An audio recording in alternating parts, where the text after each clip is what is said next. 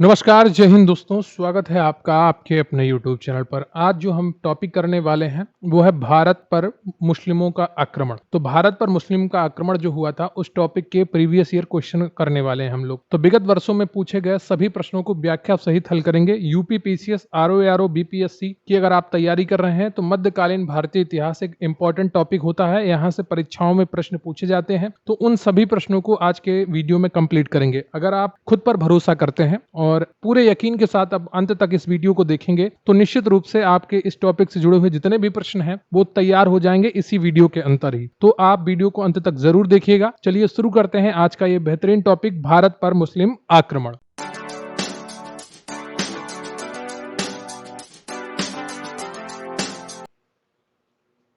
तो अभी हम जो टॉपिक करने वाले हैं वो मध्यकालीन भारतीय इतिहास में भारत पर मुस्लिम आक्रमण महत्वपूर्ण टॉपिक है। पहला प्रश्न है आपका कि पैगंबर हजरत मोहम्मद का जन्म हुआ था 570 ईस्वी में, 622 ईस्वी में, 642 ईस्वी में या 670 ईस्वी में। यूपी पीसीएस प्री 1996 का प्रश्न है कि पैगंबर हजरत मोहम्मद का जन्म हुआ था और इसका जो सही उत्तर है आपका वो ए है 570 ईस्वी में। मक्का सऊदी अरब में स्थित है। यहीं पर 570 ईस्वी में इस्लाम धर्म के प्रवर्तक हजरत मोहम्मद का जन्म हुआ था। इसी कारण यह स्थान मुस्लिम अनुयायियों के लिए पवित्र स्थल है। इनकी मृत्यु 632 ईस्वी में हुई थी। अगला प्रश्न है आपका कि मक्का कहां पर स्थित है? सीरिया, ईरान, इराक या सऊदी अरब। एमपी पीसीएस प्री 1995 का प्रश्न है और दूसरे का जो सही उत्तर है आपका वो डी हो जाएगा, सऊदी अरब। अगला प्रश्न है आपका कि हिंद यानी कि भारत की जनता के संदर्भ में हिंदू शब्द का प्रथम बार प्रयोग किया था। यूनानियों ने, रोमवासियों ने, चीनियों ने या अरबों ने। आईएस प्री 1995 का प्रश्न है कि हिंद यानी कि भारत की जनता के संदर्भ में हिंदू शब्द का प्रथम बार प्रयोग किया था और तीसरे का जो सही उत्तर है आपका वो डी हो जाएगा, अरबों ने। ऋग्वेद में उल्लिखित भरत कबीले के नाम पर इस देश का नाम भारत पड़ा। परंपरा अनुसार दुष्यंत के पुत्र भरत के नाम पर हमारे देश का नाम भारत पड़ा है। कुछ विद्वानों के अनुसार ऋषभदेव के ज्येष्ठ पुत्र भरत के नाम पर इस देश का नाम भारत पड़ा है। ईरानियों ने इस देश को हिंदुस्तान कहकर संबोधित किया है तथा यूनानियों ने इसे इंडिया कहा है। हिंद भारत की जनता के संदर्भ में हिंदू शब्द का सर्वप्रथम प्रयोग अरबों द्वारा किया गया था। तो भारत के नाम के बारे में जितनी भी चर्चाएं हैं वो सभी आपको इस पूरे लेख में मिल जाती हैं। अगला प्रश्न है आपका कि भारत पर पहला मुस्लिम आक्रमण किस वर्ष हुआ था? 647, 1013 या 711। ये सारी जो तिथि हैं, ये ईयर हैं, वो ईसा वाली हैं। ठीक है, इनमें से कोई नहीं। एमपी पीसीएस प्री 1995 का प्रश्न है कि भारत पर पहला मुस्लिम आक्रमण किस वर्ष हुआ था और चौथे का जो सही उत्तर है आपका वो हो जाएगा डी, इनमें से कोई नहीं। भारत पर पहला मुस्लिम आक्रमण 712 ईस्वी में अरब आक्रमणकारी मोहम्मद बिन कासिम के नेतृत्व में हुआ था। मोहम्मद बिन कासिम से पूर्व 711 ईस्वी में उबैदुल्लाह के नेतृत्व में एक अभियान दल भेजा गया, परंतु वह पराजित हुआ और मारा गया। इराक के हाकिम अल हज्जाज ने मोहम्मद बिन कासिम के नेतृत्व में अरबों को सिंध पर आक्रमण करने के लिए भेजा। भारी संघर्ष के बाद अरबों ने 712 ईस्वी में सिंध पर विजय प्राप्त कर ली। उस समय सिंध पर दाहिर का शासन था। फारसी ग्रंथ चचनमा से अरबों द्वारा सिंध विजय की जानकारी मिलती है। तो आपका यहाँ पर कौन सा ऑप्शन सही हो जाएगा? डी ऑप्शन सही हो जाएगा, इनमें से कोई नहीं, क्योंकि जो पहला मुस्लिम आक्रमण था, सफल आक्रमण था, वो 712 ईस्वी में अरब आक्रमणकारी मोहम्मद बिन कासिम के नेतृत्व में हुआ था। अगला प्रश्न है आपका कि मोहम्मद बिन कासिम द्वारा सिंध की विजय कब हुई? 713 ईस्वी, 716, 712 या 719। यूपी पीसीएस प्री 1991 का प्रश्न है मोहम्मद बिन कासिम द्वारा सिंध की विजय कब हुई थी और इसका जो सही उत्तर है आपका वो सी है, 712 ईस्वी में। अगला प्रश्न है आपका कि भारत में प्रथम मुस्लिम आक्रमणकारी था कुतुबुद्दीन ऐबक, महमूद गजनी, मोहम्मद बिन कासिम या Mohammed Ghori. UP lower subordinate pre 2002 का प्रश्न है कि भारत में प्रथम मुस्लिम आक्रमणकारी कौन था और छठे का जो सही उत्तर है आपका वो सी हो जाएगा, मोहम्मद बिन कासिम। अगला प्रश्न है आपका कि भारत पर सर्वप्रथम मुस्लिम आक्रमणकारी थे गजनी के, गोर के, अरब के। उपयुक्त में से कोई नहीं। यूपी लोअर सबऑर्डिनेट प्री 2015 का प्रश्न है कि भारत पर सर्वप्रथम मुस्लिम आक्रमणकारी कहां के थे और सातवें का जो सही उत्तर है आपका वो सी है, अरब के थे। ठीक है, भारत पर सर्वप्रथम अरबी मुसलमानों का आक्रमण 636 से 637 ईस्वी में हुआ था। यह आक्रमण खलीफा उमर के समय में बंबई के निकट थाने पर हुआ, परंतु यह आक्रमण असफल रहा। भारत पर पहला सफल आक्रमण 712 ईस्वी में मोहम्मद बिन कासिम द्वारा किया गया। खलीफा अल वाजिद के शासनकाल में यह आक्रमण हुआ था। कासिम के आक्रमण के समय सिंध का शासक दाहिर था, इसने सिंध 712 ईस्वी तथा मुल्तान 713 ईस्वी में जीत लिया था। अगला प्रश्न है आपका कि मोहम्मद बिन कासिम था तुर्क था, मंगोल था, अरब था या तुर्क अफगान था? यूपी पीसीएस प्री 1992 का प्रश्न है कि मोहम्मद बिन कासिम कौन था? और 8वें का जो सही उत्तर है आपका वो है सी, अरब। मोहम्मद बिन कासिम एक अरबी था। वह इराक के राजा अल हज्जाज का भतीजा और दामाद दोनों थे। जिस समय उसने सिंध पर आक्रमण किया उसकी आयु मात्र 17 वर्ष। अगला प्रश्न है आपका कि चचनमा के अनुसार 6वीं और 7वीं शताब्दी में सिंधु देश की राजधानी क्या थी? देवल थी, अरोड़ थी या लोधवा थी या बाड़मेर थी? एमपी पीसीएस प्री 2020 का प्रश्न है कि चचनमा के अनुसार 6वीं और 7वीं शताब्दी में सिंधु देश की राजधानी क्या थी? और 9 का जो सही उत्तर है आपका वो बी है, अरोड़ थी। अगला प्रश्न है आपका कि इनमें से कौन गजनी राजवंश का संस्थापक था? अल्पतगीन, महमूद, सबुक्तगीन या Ismail? UP lower subordinate pre 2015 का प्रश्न है कि इनमें से कौन गजनी राजवंश का संस्थापक था? और 10वें का जो सही उत्तर है आपका वो ए हो जाएगा, अल्पतगीन। ठीक है। और गजनी वंश का एक अन्य नाम भी था और वो नाम था यामनी वंश। अगला प्रश्न है आपका 11वां। तो कथन और कारण के आधार पर यहां पर आपसे प्रश्न पूछा गया है। कथन ए है आपका कि महमूद गजनी ने भारत पर 17 बार आक्रमण किया। कारण दिया है वह भारत में स्थायी मुस्लिम शासन की स्थापना करना चाहता था। UP lower subordinate special pre 2004 का प्रश्न है और उसके कूट के आधार पर आपको सही उत्तर का चयन करना है। तो कथन तो आपका सही है, महमूद गजनी ने भारत पर 17 बार आक्रमण किया, किंतु कारण आर आपका सही नहीं है। उसका उद्देश्य कभी भी मुस्लिम शासन की स्थापना करना नहीं था, वो सिर्फ लूटना चाहता था भारत को। तो यहां पर आपका सी ऑप्शन सही हो जाएगा, ए सही है परंतु आर गलत। अगला प्रश्न है आपका कि निम्न में से कौन चंदेल शासक महमूद गजनवी से पराजित नहीं हुआ था? धंग, विद्याधर, जय शक्ति या डंग? यूपी पीसीएस प्री 1991 का प्रश्न है कि निम्न में से कौन चंदेल शासक महमूद गजनवी से पराजित नहीं हुआ था? और 12वें का जो सही उत्तर है आपका वो बी हो जाएगा, विद्याधर। महमूद गजनवी का चंदेलों पर प्रथम आक्रमण 1019 से 1020 ईस्वी में हुआ था। उस समय चंदेल वंश का शासक विद्याधर था, जो अपने वंश का सर्वाधिक शक्तिशाली शासक था। मुस्लिम स्रोतों से पता चलता है कि विद्याधर एवं महमूद के बीच किसी नदी के किनारे भीषण युद्ध हुआ, किंतु इसका कोई परिणाम न निकला। इस युद्ध में विद्याधर ने राजनीतिक सूझबूझ का परिचय देते हुए युद्ध स्थल उपयुक्त न होने के कारण रात्रि के अंधकार में अपनी सेना को हटा लिया। महमूद गजनवी भी लौट गया। अगला प्रश्न है आपका कि महमूद गजनवी का दरबारी इतिहासकार कौन था? Hasan Nizami, Utbi, Firdausi, Chandbardai? UP PCS pre 1991 का प्रश्न है कि महमूद गजनवी का दरबारी इतिहासकार कौन? बताइएगा 13वें का कौन सा ऑप्शन आपका सही है? और इसका सही उत्तर है आपका बी, उतबी। जो महमूद गजनवी था वो एक शिक्षित व्यक्ति था और वो अपने विद्वानों और कलाकारों का काफी सम्मान करता था, इसलिए उसके दरबार में काफी इतिहासकार और विद्वान लोग रहते थे। तो उसमें से एक इतिहासकार उतबी भी था और इसने 2 ग्रंथों की रचना की है। एक किताब उल यामनी है, कौन सा है? एक किताब उल यामनी है तथा दूसरा है तारीख ए यामनी। ठीक है, एक ही नाम है इसका, एक ग्रंथ है और अलग अलग नाम है, किताब उल यामनी अथवा तारीख ए यामनी। ठीक है, एक ही ग्रंथ है, 2 नहीं है। अगला प्रश्न है आपका कि शाहनामा का लेखक कौन था? उतबी था, फिरदौसी था या अलबरूनी था या बरनी था? एमपी पीसीएस प्री 2015 का प्रश्न है कि शाहनामा का लेखक कौन था? और 15वें का सही उत्तर है आपका बी, फिरदौसी था। कौन था? फिरदौसी था। अगला प्रश्न है आपका कि पुराणों का अध्ययन करने वाला प्रथम मुसलमान था? अबुल फजल, अब्दुल कादिर बदायूनी या अलबरूनी या Darashikoh? UP lower subordinate special pre 2002 का प्रश्न है कि पुराणों का अध्ययन करने वाला प्रथम मुसलमान कौन था? और 16वें का कौन सा उत्तर आपका सही होगा ये आपको बताना है। और इसका जो सही उत्तर है आपका वो सी है, अलबरूनी। ठीक है, और ये जो अलबरूनी था ये मोहम्मद गजनवी के साथ, महमूद गजनवी के साथ भारत आया था। किसके साथ आया था? महमूद गजनवी के साथ आया था। अलबरूनी ने अरबी भाषा में तहकीक ए हिंद की रचना की है। किसकी रचना की है? तहकीक ए हिंद की रचना की है। सर्वप्रथम एडवर्ड साची ने अरबी भाषा के इस ग्रंथ का अनुवाद अंग्रेजी भाषा में किया। इसका अनुवाद हिंदी में रजनीकांत शर्मा द्वारा किया गया है। अगला प्रश्न है आपका कि महमूद गजनी के साथ भारत आने वाला प्रसिद्ध इतिहासकार कौन था? फरिश्ता था, अलबरूनी था, अफीफ था या इब्न बतूता था? उत्तराखंड पीसीएस प्री 2010 का प्रश्न है कि महमूद गजनी के साथ भारत आने वाला प्रसिद्ध इतिहासकार कौन था? और सही उत्तर है इसका बी, अलबरूनी था। अगला प्रश्न है आपका कि अलबरूनी भारत में आया था। 9वीं शताब्दी में, 10वीं शताब्दी में, 11वीं शताब्दी में या 12वीं शताब्दी में? UP UDA LDA special pre 2010 का प्रश्न है और 18वें का जो सही उत्तर है आपका वो सी हो जाएगा, 11वीं शताब्दी में। अगला प्रश्न है आपका कि महमूद गजनी के साथ भारत आने वाला मुस्लिम विद्वान कौन? इब्न बतूता, अलबरूनी, अमीर खुसरो या फरिश्ता? झारखंड पीसीएस प्री 2011 का प्रश्न है और 19 का जो सही उत्तर है आपका वो बी है, अलबरूनी। अगला प्रश्न है आपका कि निम्नलिखित कथनों में से कौन अलबरूनी के संबंध में सही नहीं है? यूपी पीएससी आरआई 2014 का प्रश्न है। वह एक धर्म निरपेक्ष लेखक था। ये तो बिल्कुल सही नहीं है, यही ऑप्शन आपका सही हो जाएगा।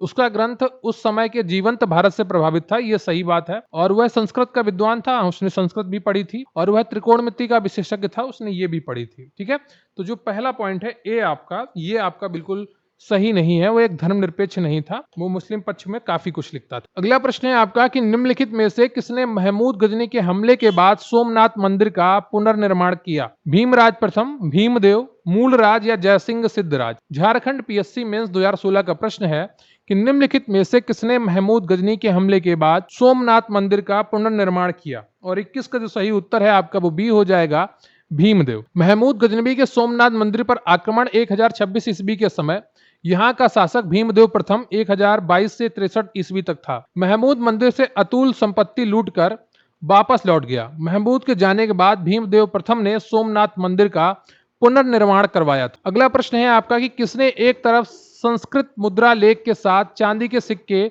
निर्गत किए? मोहम्मद बिन कासिम, महमूद गजनवी, शेर शाह या अकबर? यूपी पीसीएस प्री 2000 का प्रश्न है कि किसने एक तरफ संस्कृत मुद्रा लेख के साथ चांदी के सिक्के निर्गत किए? और 22 का जो सही उत्तर है आपका वो बी हो जाएगा, महमूद गजनवी। अगला प्रश्न है आपका कि निम्नलिखित में से मध्य एशिया के किस शासक ने 1192 ईस्वी में उत्तर भारत को जीता है? जलालुद्दीन मंगवर्नी, गजनी का महमूद, सिहाबुद्दीन मोहम्मद गौरी या चंगेज खां? यूपी पीसीएस मेंस 2004 का प्रश्न है कि निम्नलिखित में से मध्य एशिया के किस शासक ने 1192 ईस्वी में उत्तर भारत को जीता था?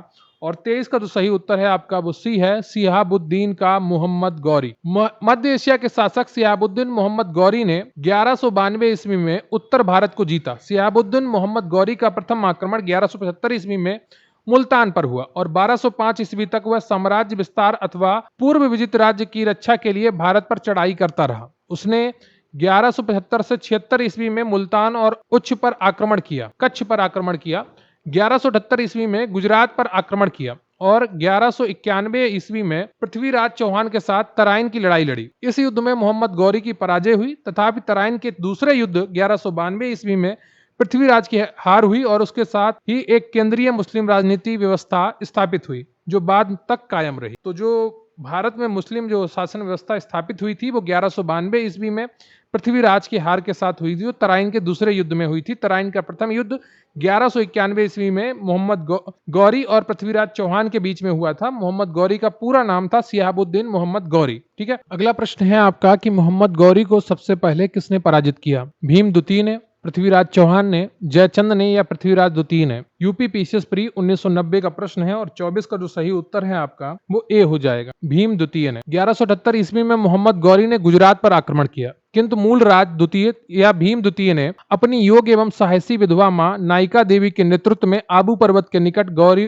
का मुकाबला किया और उसे परास्त कर दिया। यह गौरी की भारत में पहली पराजय थी। अगला प्रश्न है आपका कि मोहम्मद गौरी ने जयचंद को किस युद्ध में पराजित किया था?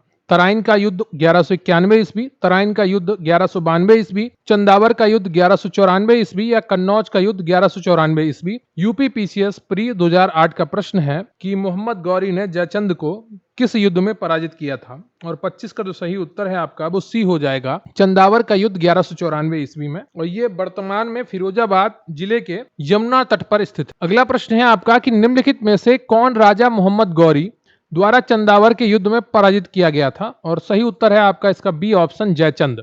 यूपी आरओ प्री 2016 का प्रश्न है। अगला प्रश्न है आपका कि 1194 के चंदावर के युद्ध में मोहम्मद गौरी ने किसे हराया था? कुमारपाल, जयचंद, गोविंदराज या भीम द्वितीय? एमपी पीसीएस प्री 2017 का प्रश्न है कि 1194 के चंदावर के युद्ध में मोहम्मद गौरी ने किसे हराया था? और 27 का जो सही उत्तर है आपका वो हो जाएगा बी, जयचंद। अगला प्रश्न है आपका कि युद्ध जिसमें भारत में मुस्लिम शक्ति की स्थापना हुई। तराइन का प्रथम युद्ध, तराइन का द्वितीय युद्ध, पानीपत का प्रथम युद्ध या पानीपत का द्वितीय युद्ध। यूपीपीसीएस प्री 1995 का प्रश्न है, युद्ध जिसमें भारत में मुस्लिम शक्ति की स्थापना हुई। और 28 का जो सही उत्तर है आपका वो हो जाएगा बी, तराइन के द्वितीय युद्ध, जो पृथ्वीराज चौहान और मोहम्मद गौरी के बीच में हुआ था 1192 ईस्वी में। ठीक है, इसमें पृथ्वीराज चौहान पराजित हुआ था और मोहम्मद गौरी विजय हुआ था। अगला प्रश्न है आपका कि निम्नलिखित नामों को कालानुक्रम में व्यवस्थित करें, वह नीचे दिए गए सही कूट का चयन करें। चंगेज खां, महमूद गजनवी, मोहम्मद गौरी, तैमूर। यूपीपीसीएस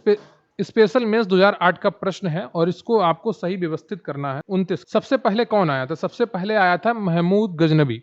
ठीक है, तो दूसरा सबसे किस में है? केवल बी ऑप्शन में है। महमूद गजनबी के बाद आया मोहम्मद गौरी, फिर आया चंगेज खां और सबसे लास्ट में है तैमूर। ठीक है, और तैमूर आया था 1398 में, ये मंगोल सेना नायक। ठीक है, और जो मोहम्मद गौरी का प्रथम आक्रमण 1175 ईस्वी में हुआ था और चंगेज खां भारत में 1221 ईस्वी में आया था। ठीक है, तो सबसे जो पहले आया था वो महमूद गजनबी था और सबसे लास्ट में जो आया वो तैमूर था। अगला प्रश्न है आपका, किस मुस्लिम शासक के सिक्कों पर देवी लक्ष्मी की आकृति बनी है? मोहम्मद गौरी, अलाउद्दीन खिलजी, अकबर, उपर्युक्त में से कोई नहीं। उत्तराखंड पीसीएस प्री 2006 का प्रश्न है और इसका जो सही उत्तर है आपका वो ए हो जाएगा, मोहम्मद गौरी। और दूसरी तरफ इसमें कलमा अरबी में खुदा हुआ है। अगला प्रश्न है आपका कि भारत में मोहम्मद गौरी ने किसको प्रथम अख्ता प्रदान किया था? ताजुद्दीन यल्दौज, कुतुबुद्दीन ऐबक, शमसुद्दीन इल्तुतमिश या नासरुद्दीन कुबाचा। बीपीएससी प्री 1994 का प्रश्न है कि भारत में मोहम्मद गौरी ने किसको प्रथम अख्ता प्रदान किया था? और 31 का जो सही उत्तर है आपका वो बी हो जाएगा, कुतुबुद्दीन ऐबक। अगला प्रश्न है आपका कि मोहम्मद गौरी के किस दास ने बंगाल एवं बिहार पर विजय प्राप्त? कुतुबुद्दीन ऐबक, इल्तुतमिश, बख्तियार खिलजी या एल्दौज। यूपीपीसीएस प्री 1991 का प्रश्न है कि मोहम्मद गौरी के किस दास ने बंगाल एवं बिहार पर विजय प्राप्त की? और 32 का जो सही उत्तर है आपका वो सी हो जाएगा, बख्तियार खिलजी।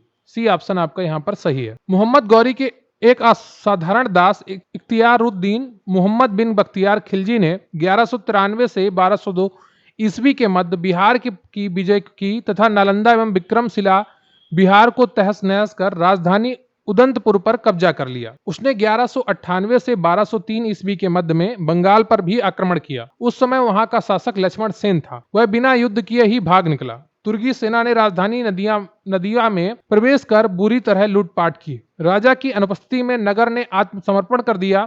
लक्ष्मण सेन ने भागकर पूर्वी बंगाल में शरण ली और वहीं कुछ समय तक शासन करता रहा। अगला प्रश्न है आपका कि बिहार का प्रथम मुस्लिम विजेता कौन था? मलिक इब्राहिम, इल्तुतमिश, बख्तियार खिलजी या अली मर्दान खिलजी। बीपीएससी प्री 2016 का प्रश्न है कि बिहार का प्रथम मुस्लिम विजेता कौन? और इसका सही उत्तर है आपका सी ऑप्शन, बख्तियार खिलजी। अगला प्रश्न है आपका कि नालंदा बिहार का विध्वंस किया था? बख्तियार खिलजी ने, कुतुबुद्दीन ऐबक ने, मोहम्मद बिन तुगलक ने या अलाउद्दीन खिलजी ने। उपयुक्त में से कोई नहीं या उपयुक्त में से एक से अधिक। बीपीएससी प्री 2016 का प्रश्न है कि नालंदा बिहार का विध्वंस किया था। और 34 का जो सही उत्तर है आपका वो है ए, बख्तियार खिलजी। अगला प्रश्न है आपका कि नीचे दो कथन दिए गए हैं जिनमें से एक को कथन ए तथा दूसरे को कारण आर कहा गया है। कथन ए है भारत पर तुर्की आक्रमण सफल हुए। कारण आर है उत्तर भारत में राजनीतिक एकता नहीं थी। तो यूपीपीसीएस प्री 2018 का प्रश्न है, आपको बताना है कि कथन सही या कारण सही है या दोनों की व्याख्या है। तो